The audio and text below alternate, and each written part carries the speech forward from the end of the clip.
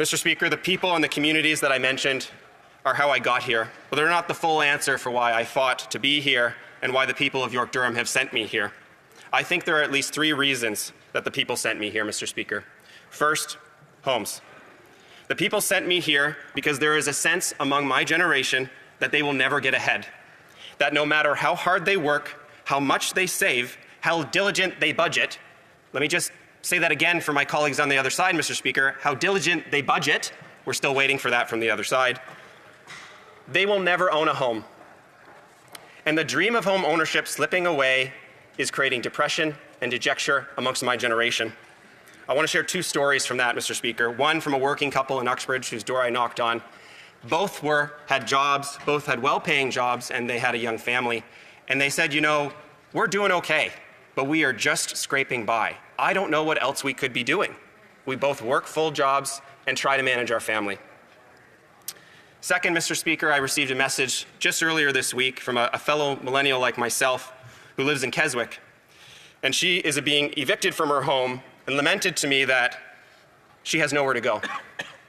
And she said to me, you know, I shouldn't have to leave the town that I grew up in because we can't get enough homes that are affordable, built for someone like me who earns a good salary. I agree, Mr. Speaker.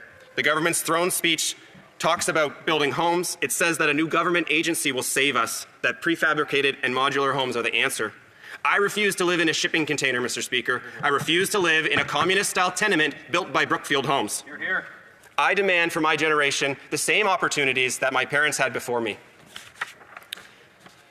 Mr. Speaker, the second reason I think people sent me here is crime. Crime on our streets, in our neighborhoods. People feel unsafe. My residents don't want to have to be told to park your car in the garage or purchase military-style bollards so that their car doesn't get stolen. And my residents want drugs and gangs off their streets. Just this week in Georgina, Mr. Speaker, the York Regional Police busted a drug ring through Project Madriga. And I want to thank the York Regional Police for their diligent work there in getting fentanyl, cocaine, meth, and opioids and illegal firearms off the streets. The speech from the throne says the government will bring forward a renewed focus on this issue by making bail harder to get. I hope they do, Mr. Speaker, and we will be watching. Thirdly, Mr. Speaker, the people sent me here because Canada is in economic decline. They are worried about our relationship with the United States and Canada's place in the world. And the data on this is not really in dispute. Growth is anemic, purchasing power is down, Canadians are poorer than they were before. And the antidote, Mr. Speaker, at least in my estimation, is pretty straightforward. Remove taxes, remove the laws, remove the regulations that stand in the way of Canadians making a better